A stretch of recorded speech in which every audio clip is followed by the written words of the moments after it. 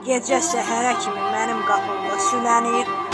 Kərimova Seymur oxuyoğlu İsmail ayının özündən belə deyim, Qərənfil kimdir ki, Qərənfil Osmanova məndən hər dəfə gedir, məlumat verir.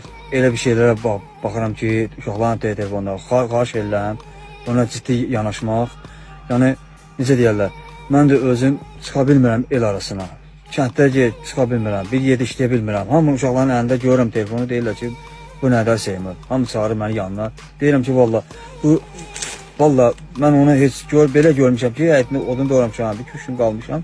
Bir olub. Başqa mən yəni məlumatım yoxdur ondan. Artıq bu adam 3 ildir mən bu adamı heç görmürəm. Böyle ağlına gələnləri başlıyor orada mamama danışır, məndən danışır, qardaşıma danışır, kənddən danışır. Yəni xahiş edirəm, yəni bu işə bax. Mənim evimin dalından 3 dənə çolpamı oğruyub aparıb.